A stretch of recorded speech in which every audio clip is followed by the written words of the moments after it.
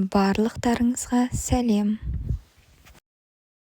Күйреген рухты қайта көтеру міне қазіргі таңдағы басты мақсат қып-қызыл өтірікті көтере беретін осы дүние ғана. О дүниеде ондай қулық өтпейді. Дарынды дарын таниды. Армансыз қоғам, үміті үзілмеген қоғам. Мәдениеттің мәйегі кітап. Таланттылар раушан гүлі сияқты, жан-жағына жұпар шашып, көңіл ашады. Ана тілінсіз халық болмайды. Тілінен айырылған ұлт, тарихынан, түп тамырынан айырылған ұлт. Тілсізді ұлт деуге болмайды. Тілінен айырылған халық, ата-бабасының, туған әкесі мен анасының атын ұмытқан халық, ал ондайларды мәңгүрт деп атайды. Көркем әдебиет ауыр артиллерия болса, публистика жеңіл кавалерия. Заң мемлекеттің 9 қабат тор көзді сауыты. Шындықты ақтарыла айту қиынның қиыны. Орындалған арман бақыт, орындалмаған арман күйік. Елу деген ердің, ерлік істердің жасы. Баласыз адам, бақытсыз адам.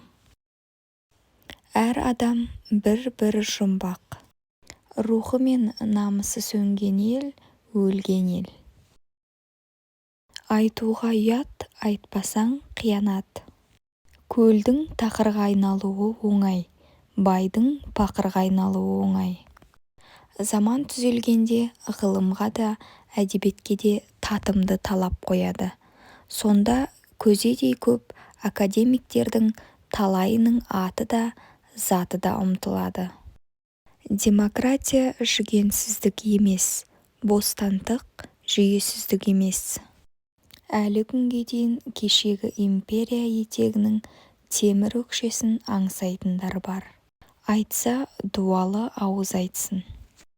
Егер Қазақстанды мекендейтін көп ұлттың әрбір азаматы Қазақстанды, қазақты, оның тілін, салт дәстүрін, мінез құлқын, жер суын белгерше түсініп, белгерше біліп, белгерше сыйлап құрметтесе, онда бұл елде Құдай сүйгендер ғана тұрып, жұмақ орнар еді. Сұғанақ болып, біреудің ақысын жеп, жерін даулап, елін жаулап алайық деуден аулақ бола тұрып, сыбағаңнан өзіне тиесілі игіліктен айырылу бейшаралық. Өтірікті кешіруге болады, ақтауға болмайды. Білмегені мін емес, білместікке көнгенмін. Сапаға айналмаған сан, жеме-жемге келгенде сан болудан қалады. Фариза Оңғарсынова. Поэзияда да, прозада да тұяғы мұқалмаған хас дүлдүл. Поэзиясы шың, прозасы сол шыңды тіреп тұрған шоқылар.